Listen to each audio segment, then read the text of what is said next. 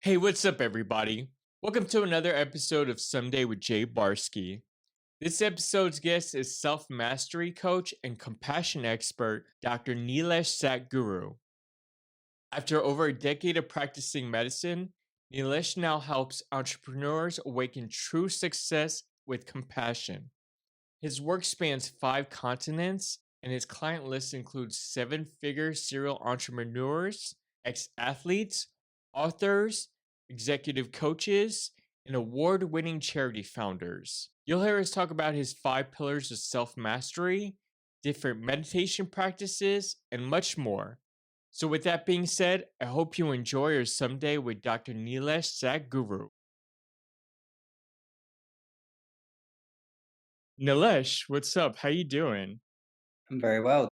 I know we were talking a little bit before we started this about like target audience that I have for this, and which is really why you are kind of a I guess a dream guest to have on here because definitely your message, things you've talked about. One thing that when I was going through a lot of just your social media content, and something that I actually was talking about recently on my previous podcast is just the importance of identity. And I was talking about a little bit because I was reading the book Atomic Habits by James Clear and I was just mentioning something I took from that is just how your habits identify you. And looking through some of your material, you were talking about like a lot of your stuff that, the importance of your identity.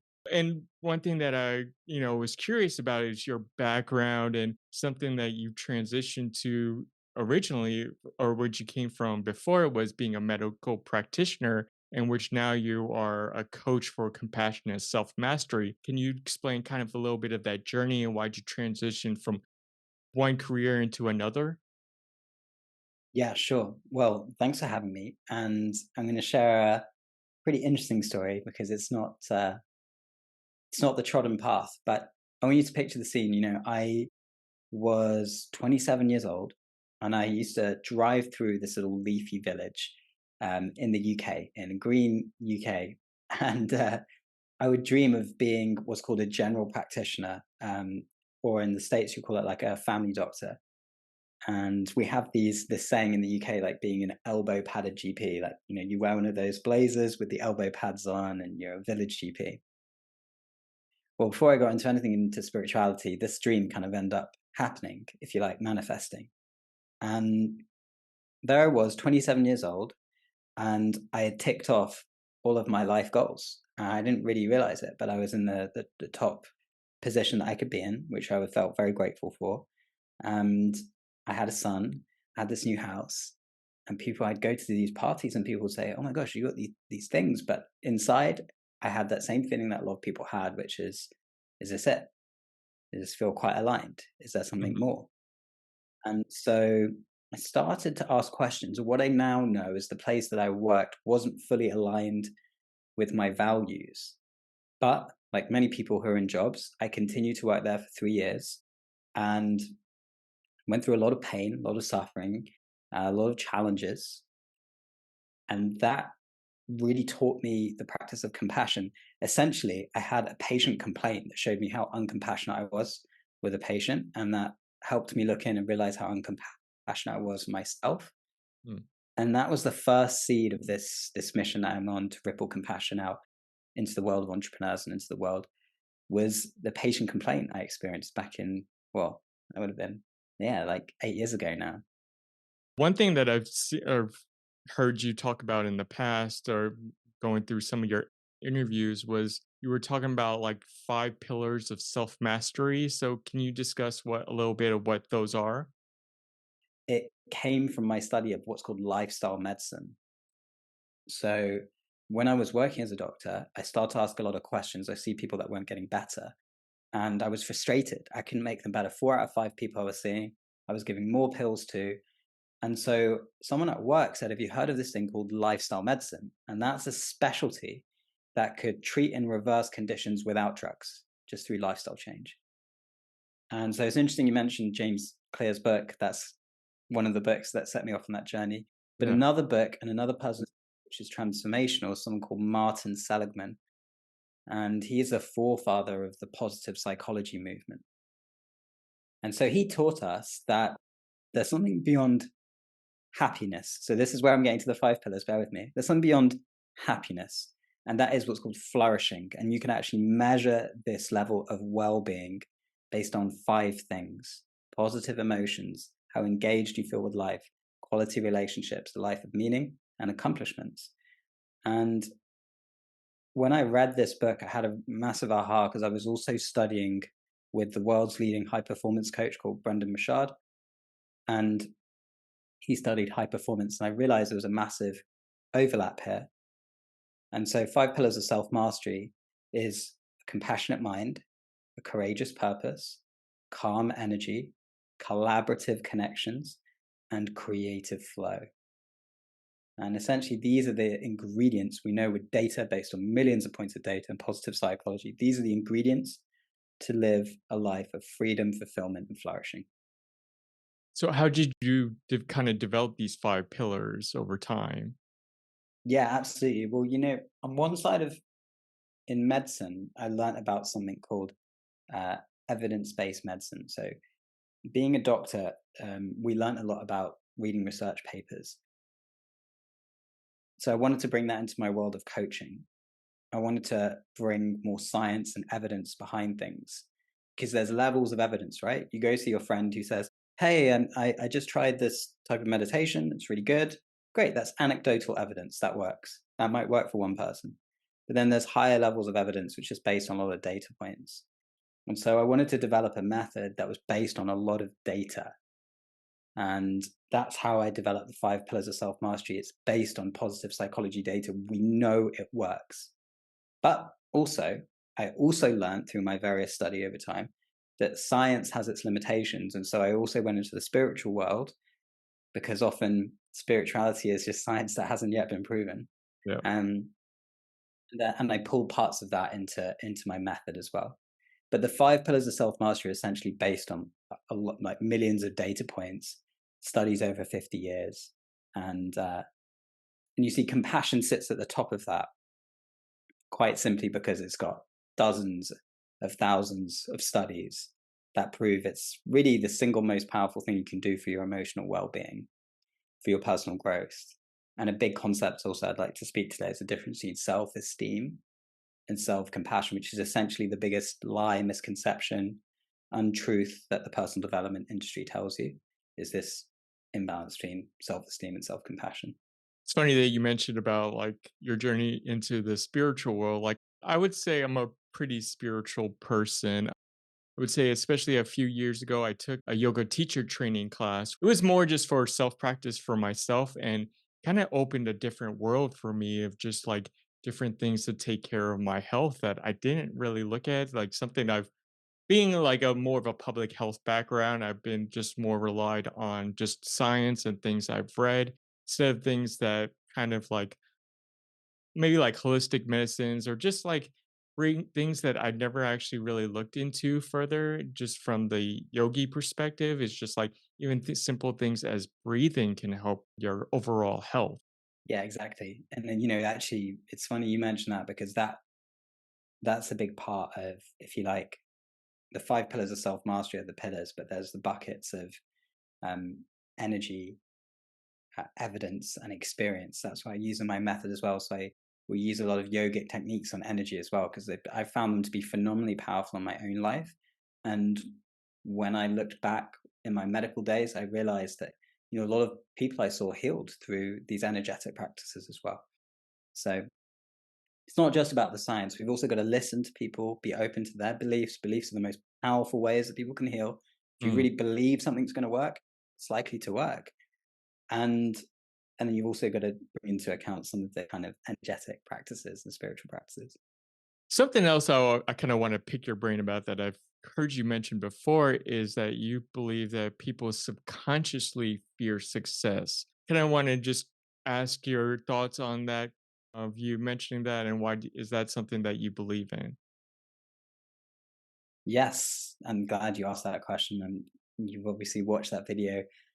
100%. It's something. Everything I'm going to share with you is something I've personally experienced as well. I very much put myself in the coaching scene. I've received a lot of coaching. I've done dozens of courses and read hundreds of books. And so it's something I noticed in myself. And I think a lot of us have this thing. Actually, this relates to the biggest misconception that the world teaches us, which essentially says that I love me when the world loves me. And the most powerful thing about self compassion, or compassion as I teach, is that there's a love that exists that doesn't rely on anything else, it's unconditional. And so we can often fear success because fear is about loss and contraction. And so we fear who we're going to lose, what we're going to lose. We fear the transformation, we fear the change that comes with success. Now, these narratives, what you begin to realize, they're not actually our narratives. They're what I like to call not mine narratives. We form internal chatter in our minds, not from our true self, but from the ego mind, the social mask, the conditioning that we hear from our mum, our dad, the society and world around us. And of course, it's natural, right? Because as humans, we want to be a part of a tribe. James Clear's book beautifully says that. All behavioral science says that. We want to be part of the tribe. And Right. we'll do whatever we can, even if it's to our own pain and suffering, to stay in the tribe. And by virtue, success says that you're going to be different from everybody else, right? That's why if you look at the bell curve, you're going to be achieving different things, accomplishing different things.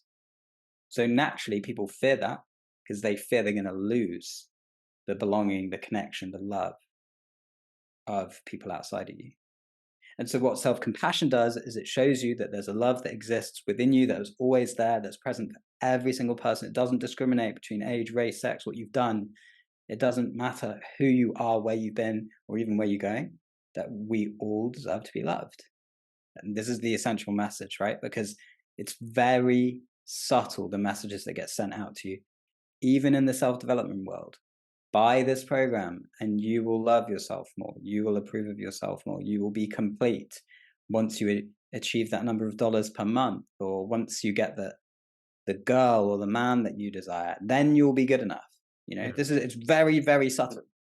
And of course it plays on that because, as humans, we're prone to scarcity, we're prone to negativity bias and fear. And so we'll tap into those messages. I'm flipping the complete opposite of that, which says you are whole enough, complete, exactly as you are. That's what compassion teaches you, imperfectly, right now in this moment. And that's the beauty of compassion. Anyone can start wherever you are. It's innate within all of our hearts. In fact, we can prove with science that the genes for kindness and compassion, they're some of the oldest genes in our bodies, the genes that code and release the hormone oxytocin, which is a love and connection, a bonding hormone, some of the oldest genes in our bodies. So, yeah, I think people can sometimes get lost in, as we all do, and I would say I've been guilty of that many times. We're seeking some completeness, some wholeness in the next book, course, podcast thing. You can still do all those things; they're beautiful things, but from a place of compassion right now for yourself. So you provide services on compassion mastery experience. So what kind of service is that? And maybe explain to our listeners what people can obtain from that experience. Yeah, sure. I'd love to do that. I mean, probably the best way of doing that is by sharing a story or a few stories. So the compassion mastery experience came about because, like I've just shared, I've been in a lot of programs myself. I've had a lot of coaching myself, and essentially, what I was looking to do is heal and remove the invisible stressful blocks to growth, or what we could call awaken self mastery. I wanted to find something that would help you both elevate your impact, right, making a bigger difference in the world, but without sacrificing your peace. I wanted to find something that could create the time freedom, the freedom that you wanted, again, without the sacrifices that most people go through. And so, what I realized from studying, like I said, these different disciplines, neuroscience, lifestyle medicine, positive psychology, is that there's a certain sequence, a certain formula that we can go through. And I realized that the biggest problem that we all have in this world, whether we're aware of it or not, is a lack of self compassion. So, self compassion is the ability to embrace, enhance, and release any experience or state. And so, you think about the power of that, no matter what it is you want. Maybe you want to create more income in your business. Maybe you're somebody who wants to create a bigger social media following, more impact, go on podcasts, speak. Maybe you're someone who wants to make a difference to the world or find more peace in your relationships. What I've learned is that it always starts with a full acceptance of who you are right now in this moment. And so that's the most powerful thing that you can do is you can get clear on your emotional states that you want to create, align the beliefs, and then design habits from that point on. So compassion mastery experience for founders, usually wellness founders, people who are looking to elevate their impact without sacrificing their peace. And yeah, I've seen some really wonderful things happen with people. You know, I've seen illnesses being healed. I've seen people come off addictions, prescription medications. I've had the pleasure of watch people make hundreds of thousands per month in their business and give back to charities. Yeah, it's been a beautiful experience to work with people closely one on one. I could dive into more details, but I'll let you ask some more questions first. No, that's great. And if anyone is interested, would they just email you or like kind of slide in your DMs or something like that? Yeah, I'm very blessed to have a wait list right now. I work with one-on-one people, usually people who are wellness founders. So if you've got a company and you're looking to grow, but you're feeling blocked, maybe you're blocked with a lack of clarity, you're blocked with some negative relationships. Maybe you've got a history of success, but it comes at a cost. If you're that kind of specific person, definitely send me a direct message on Instagram or an email is absolutely fine. I still do things in a very personal way because I work with a small number of people in a very deep way. Um, so listen to the podcast, we'll get to know one another and take it from there. But like I say, at the moment, I'm blessed to have a full list. I came on here because I love sharing this very important message of self compassion, Yeah. which I believe can help people, whether we work together or not. That's the message that I'm here to share. That if you choose compassion first, you're going to see some profound things go on in your life. You're going to see more emotional resilience, number one. Number two, you're going to see more acceptance, worthiness of who you are. You're not going to be as insecure. Just think about that. That's so powerful. And third of all, you're going to be more motivated in the long run.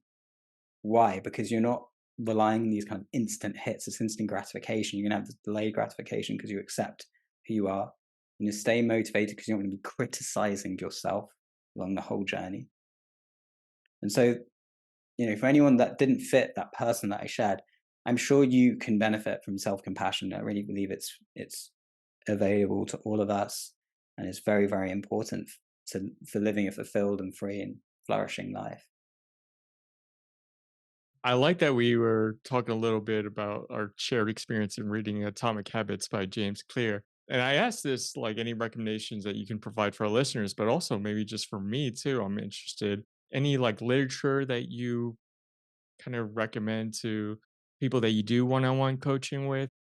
Oh my gosh, so many. Where to start? I mean, you know, one of the most powerful books to read about self-compassion is Professor Kristen Neff's work, and she's the pioneer of self-compassion. So her book, Self-Compassion, it's called Self-Compassion, is one of, yeah, the most profound books in the research. But one of the books I actually have right here, which is my all-time favorite book, I've read about 12 times, and it was a secret for a long time before I came Okay. out the spiritual closet.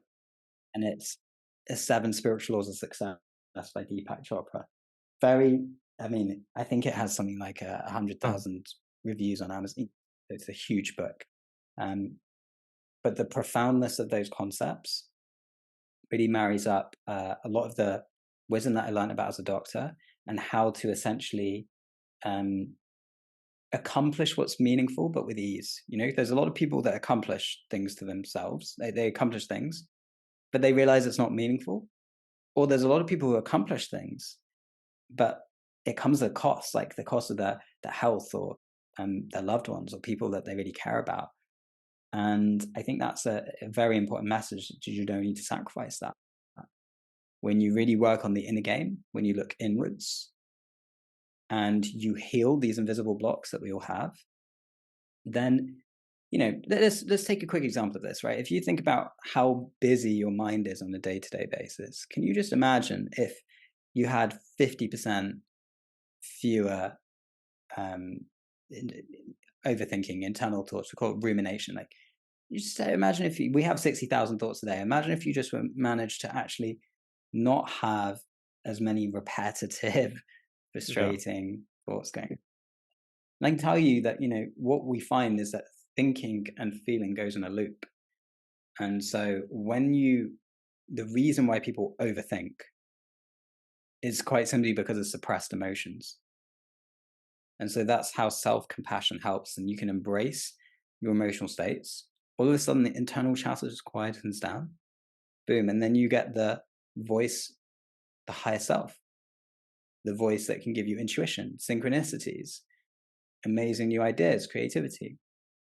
It sounds crazy, but actually, it's very well documented in research that meditation, like the transcendental meditation, is well practiced by Hollywood A-listers and singers and stars because it enhances creativity. How does it do that? The same thing I mentioned. You release those emotions, you release all the stress, and then all of a sudden you access this higher state of mind, this higher state of thinking. It's funny, before you mentioned meditation, I was saying meditation in my head, like when you were talking about like overthinking, and I was gonna add to it, but then you already mentioned it, was just meditation. I've always been like an overthinker, thinking too much, and it had stressed me out and caused a lot of stress in my life until I started getting more into my practice of meditation, to the point that now, I mean, I'm trying to extend it more than it is now, but I do practice meditating 20 minutes in the morning, one of the first things I do. And it does clear space in my mind to like not prevent me from overthinking at other points in the day. Because I can just, all those thoughts that like hit me all at once are like just hit me over and over again. It hits me in the morning, just kind of plan and strategize my day when I meditate, and it clears a lot of my thoughts. Yeah, that's cool. And I'm glad that you found such benefit in it. And what kind of meditation do you do? Is it mindfulness? Do you do visualizations? What kind of? I guess it would just be mindfulness. I sit in my patio, just like have some fresh air and just meditate. I'm not familiar with other practices though. Okay, amazing. Well, let me share one right now that everyone Please, can yeah. try at home. And there's many different kinds of meditation, and they all have benefits. And I studied many different kinds. So I started off with mindfulness, and then I went and learned loving kindness. I learned the Silver Method. Then I went and learned transcendental meditation as well. And so they're all beautiful things, and they all have their purpose and their intention. But one that is has the ability to work really fast with basically no practice. And I kind of liken this to, if anyone watches the Harry Potter movies, I kind of liken this to the Patronus charm, where you focus on a loving memory, and then Harry, conjures this charm that banishes away these dementors. Hmm. These are called loving meditations. And there's a Stanford research study that says 7 minutes of loving kindness meditations, where you basically close your eyes, relax your body, picture someone that you love, and you picture a loving memory of them. You literally can picture a light going down and filling that person up with love. And maybe you say some words like, may you be happy, may you be safe, may you be free of suffering. You don't even need to say that, but if you want to, you can. Do that for 7 minutes every day, and you're going to have increased feelings of connectedness, reduce levels of cortisol, reduce levels of stress. And so the reason why this is so powerful is a lot of the negative emotions that we have, fear, blame, shame, anger, guilt, anxiety, it stems from us feeling disconnected, like disconnected from our values, disconnected from other people, disconnected from society and the world around us. And what the loving kindness meditations teaches you is that we are all connected. You are me, I am you, and there is a force that connects all of us that can help you, not only feel peaceful but also make you very high performing as well. Mm. Um, so that'd be cool. I've got a video on my profile about that and a lot of research about that. So loving kindness meditations is one I would recommend. No, I love that, and I was practicing a little bit as you were explaining it. I also wanna mention you have a podcast I may have seen something about that you called Shift My Beliefs. Do you wanna explain a little bit what Yeah. that's about? Yeah, I'm glad you brought that up. So it's not a podcast, but I wanted to put it on podcast channels because I didn't see this being done anywhere else, and I always like to look for opportunities where I can do something different in the industry to help people for free. And so what I realized, like I said in our method of the compassion mastery experience, it's about releasing emotions, embracing beliefs, and enhancing habits. And I realized that beliefs are the absolute cornerstone for the whole way we view the world. And often the reason why we feel blocked is because of our beliefs. So I studied it and found there was about 20 different limiting beliefs. And I categorized these based on these three existential questions. Am I safe? Do I belong? Am I good enough? And all of the beliefs, like I'm incapable, I'm unworthy, I'm stupid, I'm not good enough, um, I'm unlovable, they all come under this bracket of these existential questions that we're often not conscious of, but we're asking ourselves.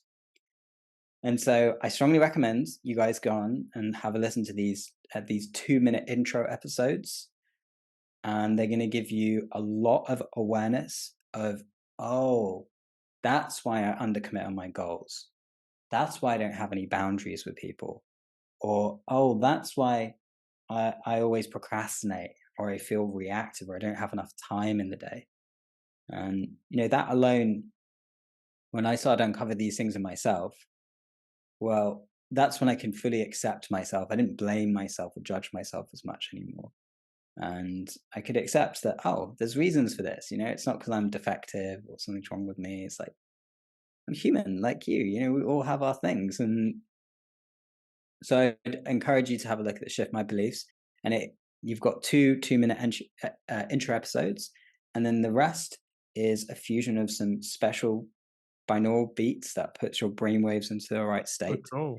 And somewhere in between, yeah, and somewhere in between visualization and hypnosis with the energy of compassion. And the reviews are really awesome, so I'd really love it if you guys check that out because people have seen some amazing results. Again, like healing traumas, relationships that they were really struggling with, people committing to their goals more, people setting boundaries. So check it out. Yeah, I'd love to hear your response. No, I'll look into it. Something else that also that I find interesting that you offer, and definitely if our listeners are interested, is that you provide a newsletter called the Believe in Growth newsletter. Can you explain what that newsletter is about? Yes, I'm so glad you brought that up, because I a lot of love goes into that. And again, just to give a little story, a visual that sort of instigated that newsletter was I had the story of a Chinese bamboo tree which doesn't grow for almost 5 years, but the farmers tend to it, care for it, water it frequently, and then in the fifth year it grows almost 90 foot in the space of a few months. And so that's the premise of the Believe in Growth newsletters: 1 minute actionable insights that's going to help you grow, help you remove the invisible stressful blocks to growth through the power of compassion and awaken self mastery. And the reason why it's different is there's three things that I do that's different from other people in the industry. It's the combination of these three things. So we combine scientific evidence, so the worlds of neuroscience, positive psychology, etc., with energy practices, stuff from yogic wisdom and spiritual background. And then I also bring in my own personal experience of seeing dozens of thousands of people as a doctor and just understanding people's problems intuitively because of the amount of people I've spoken to. So we bring these three elements: energy, evidence, experience. And each week you get an email sort of slightly based on the difference in that.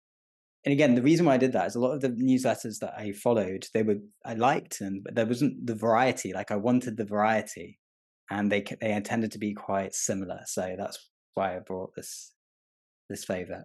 For example, this week I just wrote one about one of my clients asking me, how do I stop seeking validation? I know that's something a lot of people struggle with. I struggle with that a lot as well.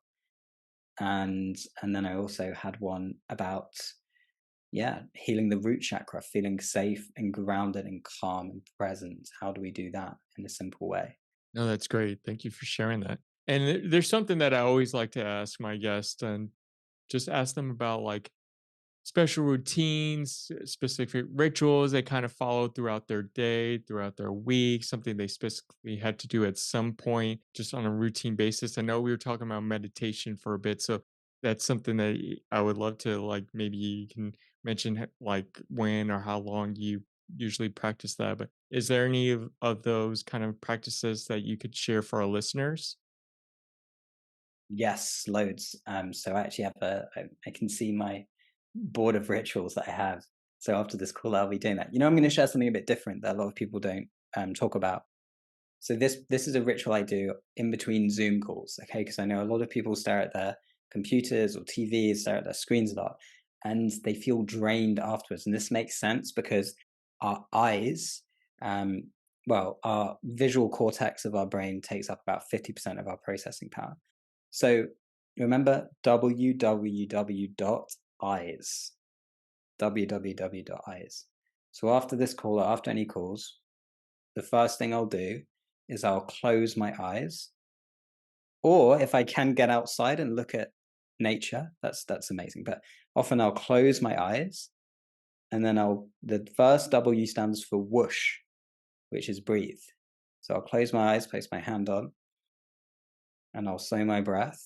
This is getting rid of any stress, getting back to this parasympathetic state. And then the other two W's, www dot, is water. Very, very underrated. A drink, I hydrate myself, and there's a whole system to that. We're going to go into that. And then the other W is walk. So there's a really simple way to break up your day so you don't have those energy dips. Close your eyes for a few minutes.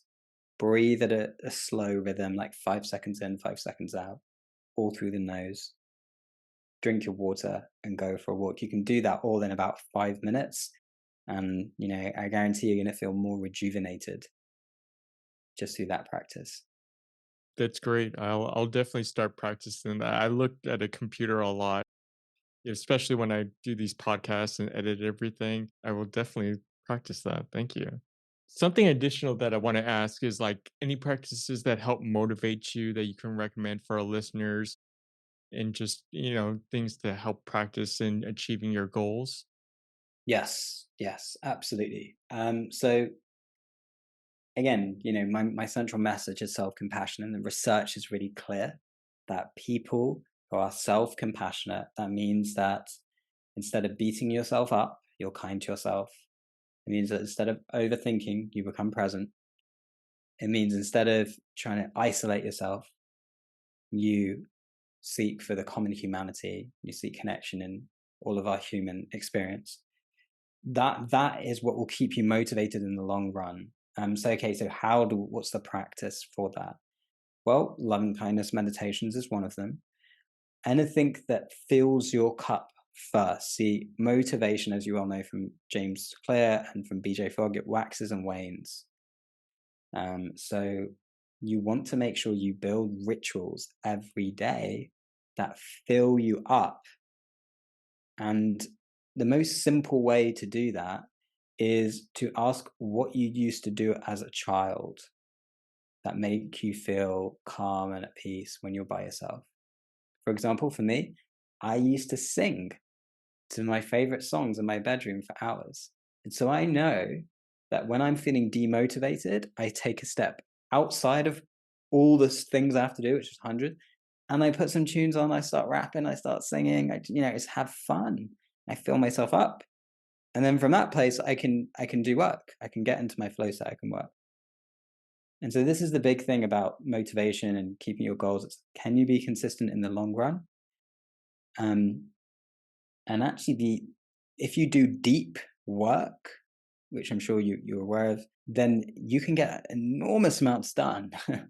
And in the long run, without burning out, as long as you keep yourself filled up with self compassion along the way. That's amazing. Thank you for sharing that. As we're wrapping up, is there anything that our listeners should watch out for that you're currently working on? Yes. I mean, at the moment, I'm really simplifying everything. And you'll see over these next kind of 6 months, more content coming out, more stories, and probably refinement of everything that I'm doing. I'm trying to do less, but at an even higher level. So you'll probably see that. I think that, there's a lot of people throwing all kinds of things out there. I'm actually stripping everything down and serving my one-on-one clients as deep as possible. Probably see me on a few more podcasts. You may well see me doing some more speaking.